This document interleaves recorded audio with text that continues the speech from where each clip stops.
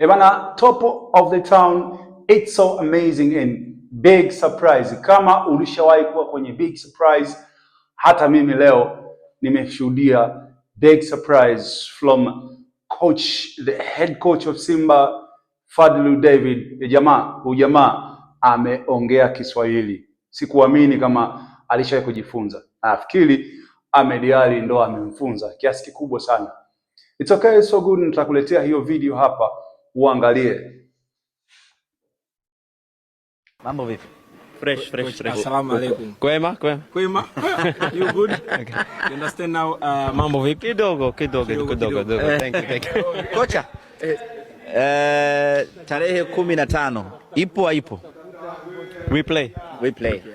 We're preparing like we play. It's a normal match. Yeah. We prepare. Our players are excited for the derby, yeah. And let's enjoy a fantastic match. How about preparation up to now, coach? How about preparation up to now? No, preparation are good. We know young guys working hard behind the scenes, and they will come, and we will be ready. Inshallah.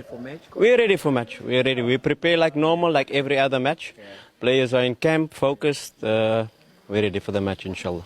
Yeah, well done coach, you tried your best. Na mimi nasema ni kitu kizuri sana kama unajifunza Kiswahili, itakusaidia kuwasiliana na watu kama kina Shabalala, watu kama kina Kapombe, wote local players wa timu ya Simba.